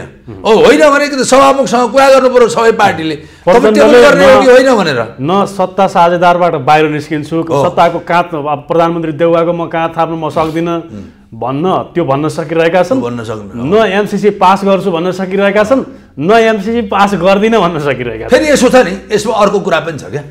यसमा कस्तो छ दिवसजी भने नि, जस्तै संसदमा टेबल गर्नु भन्ने बित्तिकै पास गर्नु भन्ने बुझिन्न नि, त्यो बुझ्नु हुँदैन क्या। संसदमा टेबल गर्ने भनेको संसदमा लैजाउँ, संसदमा प्रवेश गरौँ। अब संसदीय प्रक्रिया अनुसार त मतदान हुन्छ नि त, युनानिमस भएन, सर्वसम्मत भएन भने त्यसको डेमोक्रेटिक प्र्याक्टिस अथवा पार्लियामेन्ट्री प्र्याक्टिस भनौँ न यसलाई, पार्लियामेन्ट्री प्र्याक्टिस संसदीय अभ्यास के हो भने त्यहाँ पक्ष र विपक्षमा मतदान हुन्छ। तपाईँ एज एउटा राजनीतिक पक्षमा म भनिसक्छु, आधी मिनट भन्न सक्नु, पक्ष र विपक्षमा मतदान भइसकेपछि नि त्यही आफ्नो पोजिसन क्लियर गरे भइगयो त। जसले समर्थन गर्न चाहन्छन् मत दिन्छन् एमसिसीको पक्षमा, जो असहमत हुन्छन् मत दिँदैन। मत नदिनेको सङ्ख्या बहुमत भयो भने त अस्वीकृत भयो नि त। तर हाउसमा ल्याएर अस्वीकृत गराउने आजको दिनमा एमसिसी टेबल गर्नका लागि सभामुख अग्नि प्रसाद सापकोटाले चाहिरहेका छैनन्। होइन त्यो त के छ, संसदमा टेबल हुने बित्तिकै पास हुन्छ भन्ने कुराको भयो उहाँहरूलाई, पास हुन्छ भन्ने कुराको सन्देश हो यो। भएको कारणले गर्दा, त्यो डर भएको कारणले गर्दा फेल गराउन सक्नु पर्यो नि त। पोलिटिकल पार्टिजहरू चाहिँ एमसिसीको विरुद्धमा जो पार्टी लाग्नु भएको छ अथवा जो पार्टी एमसिसीलाई अस्वीकृत गर्न चाहनुहुन्छ त्यहाँ बहुमतले अस्वीकृत गराउन सक्नु पर्यो नि त। हजुर, तपाईँको त्यो भय पालेर हुन्छ त। हाउसमा जाने बित्तिकै पास हुन्छ भन्ने कुरा त्यो पनि कसले पास गर्ने हो त? तिनै जनताले, नेपाली जनताले निर्वाचित गरेका, सार्वभौम आफ्नो सत्ताको प्रयोग गरेर निर्वाचित गरेका जनप्रतिनिधिहरूको बहुमतले पास गर्ने हो या तिनै जनप्रतिनिधिहरूको बहुमतले फेल गर्ने हो कि होइन? त्यहाँ त कसैको लडमा पास फेल हुने होइन नि त। अनि तपाईँको चाहिँ बहुमतले पास गऱ्यो भने पनि नेपाली जनताको चाहिँ जनमत एमसिसीको पक्षमा देखिन्छ, त्यो प्रमाणित हुन्छ। अब बहुमतले अस्वीकृत गर्यो भने नेपाली जनताले निर्वाचित गरेका जनप्रतिनिधिहरूले अस्वीकृत गर्नुको अर्थ के हो भने, यसको अर्थ के हो त? अर्थ भने नेपाली जनताले अस्वीकार गर्यो भन्ने हो। त्यो स्वीकार र अस्वीकार नेपाली जनताको के छ भन्ने कुरा त टेबल गर्न त दिनु पर्यो। टेबलै गर्न पाइँदैन, टेबलै गर्न दिन्न भन्न पाइन्छ त? संसदलाई लिङ्गरिङ गर्दै सूचना टास गर्दै सार्दै जान पाइन्छ? यसको मतलब पोलिटिकल पार्टिजहरूले टाइम समयमा आफ्नो पोजिसन क्लियर गर्न सक्नु पर्यो। तपाईँ त द्वैध चरित्र राख्नुहुन्न कि यस्तो कुरामा। यो चाहिँ तपाईँको चाहिँ अघि मैले भने नि डिप्लोमेसीको कुरा गरेँ नि, यसले चाहिँ तपाईँको अन्तर्राष्ट्रिय रूपमा नि मुलुकको विश्वसनीयता नि तपाईँको चाहिँ नि खतम भयो भने, विश्वसनीयता गुम्यो भने यसको परिणाम। तपाईँ राजनीतिक विश्लेषक, तपाईँ राजनीतिक शास्त्रमा पिएचडी गरेको मान्छे, डाक्टर गुरागाई। हजुर, तपाईँले लामो समयदेखि नेपाली राजनीतिक पृष्ठभूमिलाई नजिकबाट निहाल्नु भएको छ, अध्ययन गर्नुभएको छ, धेरै राजनीतिक आन्दोलनहरू भोग्दै आउनु भएको छ, आफै आन्दोलनमा सरिक गर्दै बन्दै आउनु भएको छ। आजसम्म आइपुग्दा जुन संसदमा अब टेबल हुन लागेको अथवा टेबल हुन नमानिरहेको विषय एमसिसी छ, यो विषय नेपालमा पास गर्न हुन्छ कि हुँदैन, यति भनिदिनुहोस्। आज यो एमसिसीलाई जनताको हितमा छ, देशको हितमा छ या छैन? एमसिसीलाई पहिलो कुरा त मैले अघि नै भनिसकेँ होइन। एमसिसीमा जसरी चाहिँ तपाईँको जनताको अहितमा छ, यो राष्ट्रघाती सम्झौता हो भनेर भनिएको छ नि, यो राष्ट्रघाती सम्झौता होइन। त्यसो भए देशको हितमा छ, देशको हितमा के छ भने केही प्राविधिक प्रश्नहरू छन्, मैले त भन्दैछु नि। कतिपय विश्वसनीयता, जस्तै नेपालको चाहिँ जुन जति भूमि प्रयोग हुन्छ त्यसमा, ट्रान्समिसन लाइनमा त्यसको ओनरसिप कसको हुन्छ भन्ने कुरा, त्यो त नेपालको भूमि नेपालकै हुन्छ भन्ने कुरा छ। त्यो त अमेरिकाले त्यो भूमि उठाएर लाने होइन। तर म तपाईँलाई एउटा कुरो के स्पष्ट पार्न चाहन्छु भने, लोकतान्त्रिक व्यवस्थामा जनता सर्वेसर्वा हो। जनता सर्वा अवश्य हो। यदि जनता सर्वेसर्वा हो भने आजको दिनमा तपाईँलाई मैले भन्नु पर्दैन कि जनतामा एमसिसी अलोकप्रिय छ भनेर भन्नु पर्दैन। किनकि तपाईँले त्यो निहाल्न सक्ने सामर्थ्य तपाईँसँग छ, त्यो बुद्धि विवेक तपाईँसँग छ। तपाईँले निहालेर हेर्दा जनताले एमसिसी चाहेको भेटाउनु भएको छ कि नचाहेको भेटाउनु भएको छ? होइन, त्यो तपाईँको नेपाली जनताको जनमत तपाईँ कसरी लिनुहोस् भने नि, जनताले त एमसीसी विरोध गरिरहेका छन्, देशमा एमसीसी आवश्यक छैन भनिरहेका छन्। अनि यी जनता भनेको कोही जनता काङ्ग्रेसका, कोही जनता एमालेका, कोही जनता माओवादी केन्द्रका, कोही जनता माधव कुमार नेपालको चाहिँ पार्टीका, अनि त्यो कोही जनता चाहिँ तपाईँको चाहिँ उपेन्द्र यादव पार्टीका, कोही जनता अर्को कुनै न कुनै पार्टीका जनता होइनन्। पार्टीभन्दा निर्दलीय जनता त छैन नि, कुनै न कुनै पार्टीमा त भोट हालेका छन् नि। त्यो पार्टीहरूले तपाईँको चाहिँ पास गर्नुपर्छ भन्ने पार्टीहरूले आफ्ना चाहिँ कार्यहरूलाई मार्फत चाहिँ नि जनताले बुझाउनु पर्यो, होइन भने चाहिँ फेल गर्ने कुरा हो भने त्यही अनुसार जनतालाई प्रश्न पार्न पर्यो। भोट त स्वविवेकले दिने कुरा हो, यो देशमा स्वतन्त्र नागरिक पनि छन्। होइन स्वतन्त्र नागरिक छन् त, स्वतन्त्र नागरिकको नि सबैको एमसीसीको विरुद्धमा आएको मत छैन नि। एमसीसीको विरुद्धमा स्वतन्त्र नागरिक मत छ त, स्वतन्त्र नागरिकको सबैको मत छ त। तर स्वतन्त्र नागरिकको मत पनि तपाईँको त्यसको मेजरमेन्ट कसरी गर्ने त, यसलाई कसरी नाप्ने? स्वतन्त्र नागरिकले नि आर्टिकल लेख्ने होला, यस्तै इन्टरभ्यूमा आएर बोल्ने होला, होइन उसका पब्लिकेसन मार्फत बोल्ने, उसका भोइसहरू कसरी आएका छन् भन्ने कुरा बोल्ने हुने। स्वतन्त्र नागरिक तपाईँको चाहिँ नेपालमा 40 लाख होलान्, अनि त्यो 40 लाखको भाषा त आएको छैन नि त। 40 लाखको भाषा नि यसरी रिप्रेजेन्ट भएर आउने हो, होइन? त्यसले गर्दा खास केही चासोहरू, केही चाहिँ समस्याहरू अथवा केही कुनै प्राविधिक चाहिँ केही अलिकति टेक्निकली क्लियर गर्नुपर्ने कुरा छ भने मैले भनिहालेँ।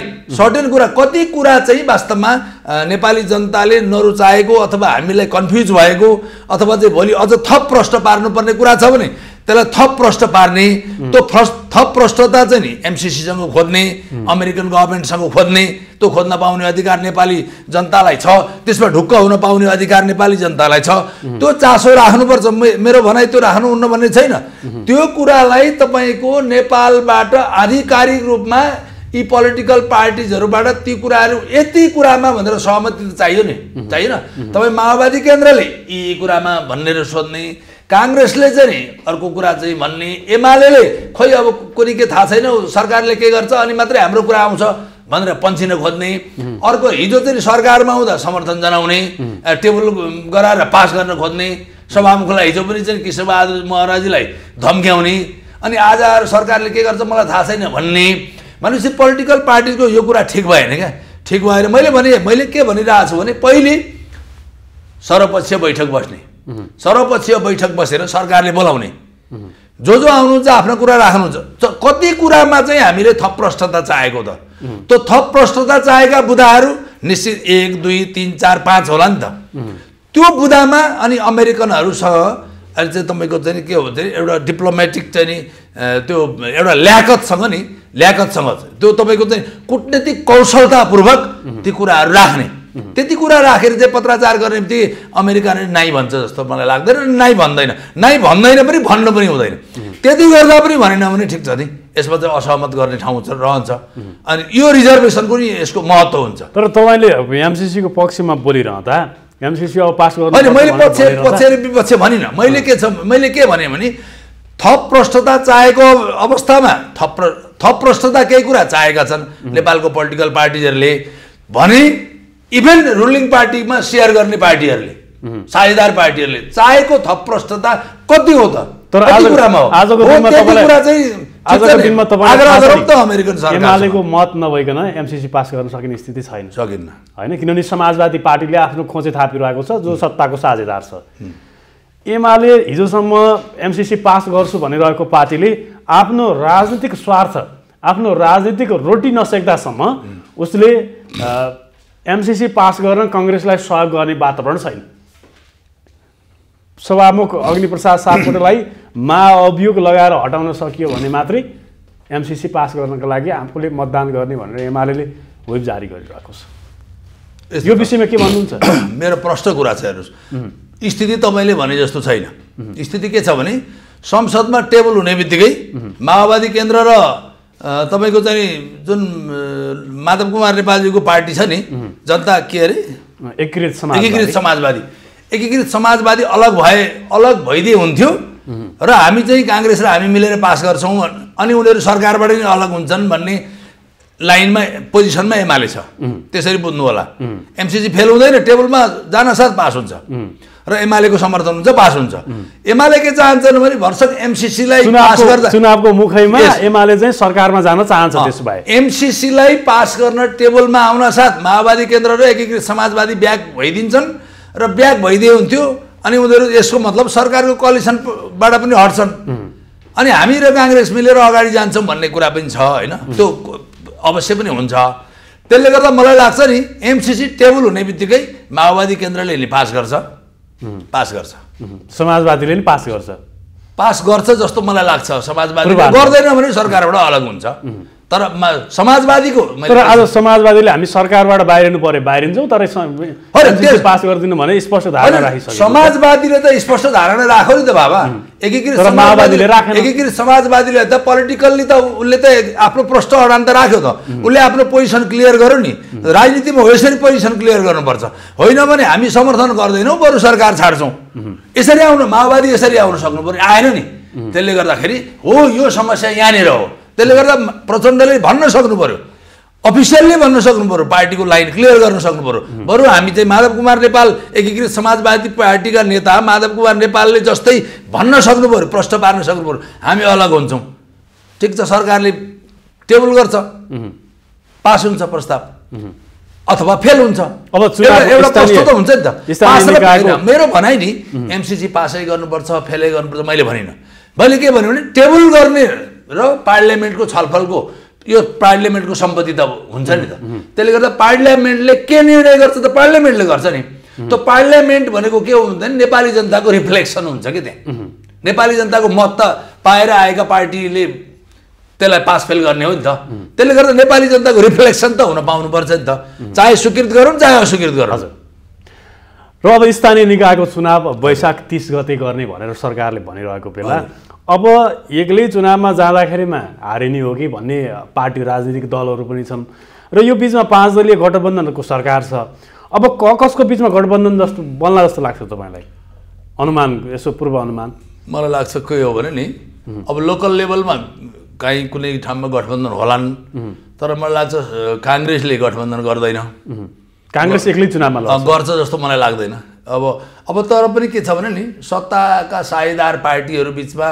अब चाहिँ नि सहमति कायमै रहेर अगाडि बढ्यो भने भोलिका दिनमा केही सहमति केही क्षेत्रमा केही कुनै खास पालिकामा हुन सक्छ आवश्यकता अनुसार हुन सक्ला हैन अथवा आवश्यकता अनुसार होला त्यसलाई अब अर्को भाषामा भन्ने हो भने अब सत्तामा सहयात्री चाहिँ नि साझेदार दलहरूलाई पनि केही रेस्पोन्स गरौँ भन्ने लाइनमा पनि हुन सक्छ त्यो आवश्यकताले पनि भन्न सकियो आवश्यकताको सिद्धान्तले नि भयो त्यो आधारमा नि भयो हुन सक्छ तर अफिसियल्ली काङ्ग्रेसले मलाई लाग्छ त्यो कोअलिसन गर्छ त्यो चाहिँ मिलेर चुनाव लड्छ गठबन्धन गर्छ भन्ने मलाई लाग्दैन तपाईलाई काङ्ग्रेस एक्लै चुनाव लड्छ भन्ने लाग्छ अधिकतम ठाउँमा हो अधिकतम ठाउँमा एमा काङ्ग्रेसले चाहिँ तालमेल गर्न जरुरी देख्दिनँ कि मैले काङ्ग्रेसले तालमेल गरेर केही सिट बढाएर केही फाइदा छैन प्रश्न त किनभने नेपाली काङ्ग्रेसको यस्तो किसिमको मत छ नि तपाईँको नेपाली काङ्ग्रेसको चाहिँ त्यो एउटा परम्परागत रूपमा आएको मत छ त्यसपछि चाहिँ तपाईँको बन्दै गएको मत छ होइन त्यसले गर्दाखेरि त्यसले चाहिँ त्यति एक किसिमका स्थिर कार्यकर्ताहरू छन् स्थिर कार्यकर्ता छन् जति तपाईँको असहमति भए पनि रिस रहे पनि आक्रोश रहे पनि नि अन्तिममा चाहिँ तपाईँ रुख भनेको रुखै हो मेरो चिन्ह हो रुख भनेको मेरो छारी हो भन्ने किसिमको चाहिँ एउटा फिलिङ्स छ क्या त्यहाँ त्यो एउटा ट्रेडिसनल फिलिङ हो र अहिले पनि त्यो फिलिङ्स बाँचिरहेको छ त्यो कुराले गर्दा मलाई केही खास ठाउँमा यसरी सत्ताका साझेदार दलहरूलाई रेस्पोन्स गर्न र केही एउटा अन्डरस्ट्यान्डिङलाई कन्टिन्यू गर्नलाई त्यो भयो भने बेग्लै कुरा हो होइन तर अफिसियल्ली काङ्ग्रेसले चाहिँ अब चाहिँ हाम्रा यी विभिन्न पार्टीहरूसँग हाम्रो कोअलिसन हुन्छ के अरे साझेदारी हुन्छ गठबन्धन हुन्छ भनेर घोषित रूपमा काङ्ग्रेसले चाहिँ गर्छ भन्ने मलाई लाग्दैन अब एमालेको गठबन्धन हुनसक्छ चाहिँ नि राप्रपा नेपाल पार्टीले के अरे तत्कालीन राप्रपा नेपालका अध्यक्ष के अरे कमल थापासँग भएको थियो अर्को पार्टी खोल्दैछन् अब राजेन्द्र लिङ्गदेलसँग उनीसँग होला होइन केही अरू चाहिँ अब महन्त ठाकुरका पार्टीहरूसँग होलान् त्यो त्यसरी होला अथवा अरू खासै चाहिँ मेजर पार्टीहरूसँग चाहिँ माओवादी अब एक्लै चुनाव लड्ने सम्भावना माओवादी र एकीकृत समाजवादीको तालमेल एमालेसँग हुने कुरा आएन काङ्ग्रेससँग पनि त्यति होला जस्तो मलाई लाग्दैन भएदेखि जनता समाजवादी पार्टीसँग मधेसी दलसँग त्योसँग होला तिनीहरूसँग होला होइन ती जनता समाजवादी पार्टीसँग होला मलाई लाग्छ काङ्ग्रेससँग अब नेपालको काङ्ग्रेसको चाहिँ सेन्टिमेन्ट नै फेरि भोटरको सेन्टिमेन्टै बेग्लै छ कि काङ्ग्रेस तपाईँको हँसी हथौडामा गएर चुनाव भोट त्यतिकै सजिलै हाल्छन् जस्तो मलाई लाग्दैन भरतपुरको चाहिँ मेयरको चुनावले पनि देखायो होइन कति आक्रोशित भए कति चाहिँ त्यो कहिले कति दिनसम्म भरतपुर महानगरको कुरा गरिरहँदा अहिले यति बेला स्थानीय निकायको चुनावको मिति तोकिरहँदा सबै नेपालीहरूको ध्यान भरतपुर महानगरमा पनि छ के छ। भरतपुर महानगरमा फेरि रेणु दाहाल नै उठ्ने भन्ने चर्चा पनि चलिरहेको छ यो बिचमा। मेयरको रूपमा फेरि रेणु दाहाल नै उठ्ने भनेर चर्चा चलिरहँदा हुनसक्छ अब काङ्ग्रेसले प्रचण्ड पुत्री रेणु दाहाललाई फेरि मेयर बनाउनका लागि शेरबहादुर देउवाले ल हँसिया हतौडामा भोट हाल भनेर आदेश व्हिप जारी गर्लान्। त्यो सम्भावना कतिको देख्नुहुन्छ? त्यो सम्भावना देख्दिनँ म। सम्भावना देख्नुहुन्न? त्यसो गऱ्यो भने त्यसको असर अरू क्षेत्रमा पनि अरू पालिकामा पनि पर्छ। त्यसको असर चाहिँ अरू त के अरू भन्ने कुरै भएन। देशव्यापी रूपमा आखिर एउटै चरणमा निर्वाचन हुँदैछ है। त्यसले गर्दा त्यहाँ व्हिपको अर्थ अन्य पालिकाहरूमा राष्ट्रिय स्तरमा यसको असर पर्छ। मलाई लाग्छ पार्टीले त्यसरी व्हिप जारी गर्दैन। अब काङ्ग्रेसले त्यसरी गर्छ जस्तो मलाई लाग्दैन। तर जुन किसिमको लिगेसी देखिन्छ, जुन किसिमको पोलिसी, जुन किसिमको केमिस्ट्री देखिन्छ नि प्रचण्ड र शेरबहादुर देउवा बिच बेला बखत, त्यसले गर्दा त फेरि पनि एकचोटि चुक्छन् कि शेरबहादुर देउवा भन्ने पनि भान प्रतीत हुन्छ क्या। होइन यसो छ कि तपाईँको के छ भने नि यो 753वटा पालिकामा नि 297मा एमालेको नेतृत्व, 171मा नेपाली काङ्ग्रेसको नेतृत्व, अनि 106मा माओवादी केन्द्रको नेतृत्व र त क्रमशः यसरी चाहिँ आएको छ कि। अब यो उनीहरूको कार्यकालमा कति काम गरे भन्ने कुरा एमाले त 297मा कति बचाउन सक्छ, नेपाली काङ्ग्रेसले 171मा कति बढाउन सक्छ, अनि माओवादी केन्द्रले 106बाट कति घटाउँछ अथवा कति बढाउँछ अथवा कायम राख्न सक्छ कि सक्दैन, त्यसको परीक्षण गर्ने अवसर पनि हो नि हो। त्यसले गर्दा मलाई लाग्छ स्थानीय सरकारले कस्तो काम लाग्छ, कस्तो सेवा प्रदान गर्यो त्यहाँका जनताहरूलाई भने त्यो परीक्षण काल पनि हो यो। म अरू कुरा होइन कि नेपाली काङ्ग्रेस, एमाले, माओवादी केन्द्र को बिचमा यी तीनवटा पार्टीका बिचमा चाहिँ नि म खासै तालमेल हुन्छ भन्ने मलाई लाग्दैन। यिनीहरू एक्लै चुनावमा जान्छ। होइन तालमेलै नभए जस्तो जानु पऱ्यो नि त। जानु पऱ्यो कि मैले पनि अरू पार्टीसँग मैले भनिनँ नि जस्तै अब महन्त ठाकुरको एमालेसँग होला, अब तपाईँ कमल थापाको होला एमालेसँग, अर्का अरू साना पार्टीको होला, अर्कोसँग उपेन्द्र यादवसँग, अर्को कोसँग होला। तर यी नि एमाले, नेपाली काङ्ग्रेस र माओवादी केन्द्र यी तीन बिच नि यी तीन मध्ये कसैसँग पनि तपाईँको तालमेल हुँदैन। तपाईँ ढुक्क हुनुहोस्, त्यो तालमेल हुँदैन। अर्को कुरा प्रचण्डमा अलिकति परिवारवाद हाबी भयो। प्रचण्डले परिवारलाई सबभन्दा बढी प्रायोरिटी पहिला दिने, पार्टीलाई भन्दा, सङ्गठनलाई भन्दा, कार्यकर्तालाई भन्दा भनेर टिका टिप्पणीहरू गर्छन् नि। त्यसको फल इक्जाम्पल स्वरूप अर्को एकजना दाहाल मन्त्री पनि हुनुहुन्छ बागमती प्रदेशमा, घनश्याम दाहाल हुनुहुन्छ समथिङ नाम उहाँको। र अब प्रचण्ड पुत्री रेणु दाहाल भरतपुर महानगरको मेयरै हुनुभयो। यही प्रश्न प्रचण्डलाई गर्ने हो भने उहाँहरूको पनि राजनीतिक योगदान छ, सँगै बन्दुक लिएर युद्ध लडेको भनेर उहाँले स्पष्टीकरण दिने गर्नुहुन्छ। यो मानेमा तपाईँ के भन्नुहुन्छ? बुहारी पनि थिइन्, बुहारी पनि अब बिना मगर पूर्व मन्त्री हुनुहुन्थ्यो, ज्वाइँ पनि हुनुहुन्थ्यो, अब पार्टीको नेता, कोही राजदूत, कोही सचिव। यसो छ अब यो यसो नि माओवादी पार्टीभित्र गएर प्रवेश गरेर त्यो सबै टिका टिप्पणी नगरौँ होइन। कमजोरी धेरथोर सबै पार्टीमा छन्। कुनै न कुनै कारणले गर्दा परिवारसँग जोडिएका मान्छे अथवा परिवारकै सदस्यहरू यद्यपि चाहिँ उनीहरूको कन्ट्रिब्युसन नभएको पनि कन्ट्रिब्युसन हुन पनि सक्छ होइन। कन्ट्रिब्युसन त नभएको नहोला, आन्दोलनमा चाहिँ सहभागिता पनि होला, त्यहाँ पनि एउटा कन्ट्रिब्युसन होला, त्याग होला, ठिक छ, केही छैन। तर नि पार्टीहरू वास्तवमै नि त्योभन्दा माथि उठ्न सकेको अवस्था चाहिँ होइन। किनभने नि अब त्यतिको कन्ट्रिब्युसन अरूले पनि गर्ने, त्यतिको कन्ट्रिब्युसन परिवारका सदस्यले पनि प्राथमिकता त अरूलाई हुनु पऱ्यो नि त। त्यो पार्टी त्यसो भए त्यो पार्टीमा किन बस्ने भन्ने कुरा आउँछ नि त। आखिर कन्ट्रिब्युसन फेरि परिवारका सदस्यको कन्ट्रिब्युसन भन्दा त अरूकै बढी हुन्छ नि त। र त्यो परिवारका सदस्यबाट त प्राइम मिनिस्टर पनि हुनु नि त प्रचण्ड प्रधानमन्त्री पनि हुनुभयो भने अर्को परिवारको त एउटा टिकट तपाईँको प्रदेशमा नि टिकट पाएन होला, एउटा मेयरमा नि पाएन होला, सङ्घीय संसदमा त झन् पाएन होला होइन। भनेपछि अब यो के यस्ता कुरा स्वाभाविक रूपमा उठ्छन् र प्रचण्डजी पनि परिवार बिना मगरसँग एउटै पोस्टमा रहेर जनयुद्ध लडेका, बन्दुक बोकेर हिँडेका वाइसिएलका अथवा भनौँ पूर्व जनमुक्ति अहिलेका वाइसिएलका कार्यकर्ताहरूको अवस्था हेर्ने हो भने उनीहरूले कुनै पनि स्थान पाएका छैन। होइन बिचरा त त्यो अब हिजो एउटै अवस्था थियो, एउटै हैसियत थियो बिना मगर र ती वाइसिएलका कार्यकर्ताको। वाइसिएल मात्रै होइन, तपाईँको पूर्व लडाकु हेर्नु न, पूर्व लडाकु त वाइसिएल भन्दा धेरै माथिको हैसियत हो नि त होइन।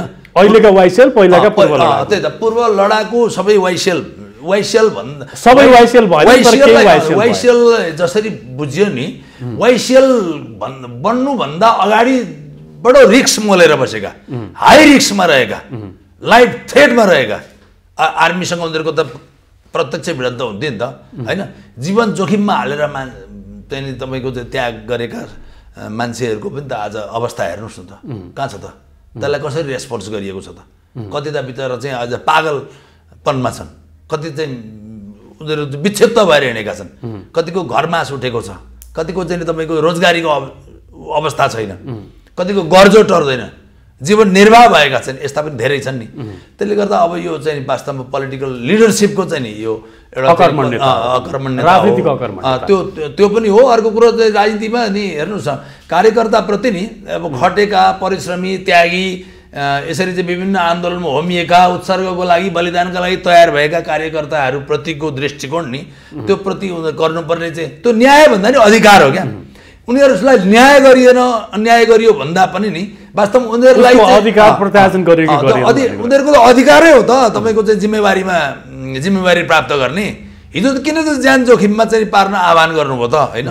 त्यसले गर्दा ती कुराहरू उठ्छन्। अब यो प्रश्न धेर थोर अरू पार्टीमा गर्नु सक्छ। कार्यक्रमको अन्त्यतर्फ पनि छौँ कुराकानी। हजुर, अब छुट्दै एउटा प्रश्न राख्छु। हजुर हुन्छ। अब देशभरिको राजनीतिलाई, देशभरिका स्थानीय तहलाई तपाईँले निहालेर पनि हेर्नु भएको छ। हजुर हजुर। भरतपुर महानगरमा अब फेरि रेणु दाहाल उठ्ने चर्चा चलिरहँदा अब फेरि रेणु दाहाल नै त्यहाँको उम्मेदवार माओवादी केन्द्रको बनेर उठ्नुभयो भने जित्ने सम्भावना, चुनाव जित्ने सम्भावना कतिको देख्नुहुन्छ?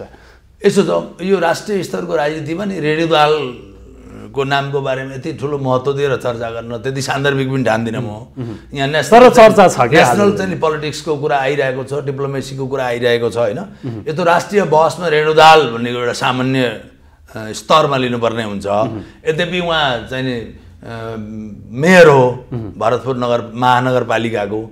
अब कसले जित्छ भन्नुभन्दा पनि नि मतलब रेणु दाहालले जसरी जित्नुभयो नि त्यसरी जित्ने अवस्था अब माओवादी केन्द्रलाई नै आउँदैन। अब सजिलो छैन माओवादी। अब रेणु दाहाल उठ्नुहुन्छ कि अर्को उठ्नुहुन्छ त्यो बेग्लै कुरा हो, तर जो उठे पनि त्यहाँ माओवादीले जित्दैन त्यो भन्ने मलाई लाग्छ। त्यसै माओवादी हार्छ त्यहाँ। माओवादी जित्दैन भनेकै हार्छ भन्ने हो नि त। जित्दैन भनिसकेपछि त हार्छ भनेर नै परेन नि, त्यस्तो लाग्छ है मलाई। किनभने यद्यपि उहाँले धेरै काम गर्नुभयो भन्ने कुरा पनि आएको छ होइन। तर पनि के छ भने नि, तर त्यो पनि हिजोको जुन जसरी काङ्ग्रेसले व्हिप जारी गर्यो नि, त्यो व्हिप त अब जारी गर्ने अवस्था त छैन। हेर्नु, जारी गरेर पनि कार्यकर्ताले मान्ने अवस्था मान्दैनन्। हो, त्यो कारणले जित्नुहुन्न भने नि मैले। अब उहाँले अरू कामै गरेर काङ्ग्रेसले भोट नदिँदा अथवा अरू पार्टीले नदिँदा पनि उहाँको चाहिँ यस्तो चाहिँ व्यक्तित्व भयो भने चुनाव जित्ने अधिकार त उहाँलाई छ। जनताले भोट हाले भने चुनाव जित्नुहुन्छ। हेर्नुहोस्, तर मैले त्यो भनिरहेको छैन रेणु दाहालले जबरजस्त हार्नुहुन्छ भन्न खोजिरहेको छैन। उहाँले जित्न पनि सक्नुहुन्छ होइन, जित्न पनि सक्नुहुन्छ, जित्नु पनि होला। तर जसरी जित्नु भएको छ, जसरी काङ्ग्रेसको मत लिएर उहाँले जित्नु भएको, अब चाहिँ काङ्ग्रेसले कोलिसन नगर्ने भएपछि त्यो भरतपुर महानगरपालिकामा कोलिसन नगर्ने अवस्था आएपछि उहाँले कसरी जित्नु होला र जित्न सक्ने देखिन्न भन्न खोजेँ मैले। हुन्छ, अमूल्य समय दिनुभयो तपाईँलाई धेरै धेरै हुन्छ। धन्यवाद दिवसजी। मुलुकको समसामयिक कन्टेक्स्टमा चाहिँ छलफल गर्ने अवसर दिनुभयो। धन्यवाद।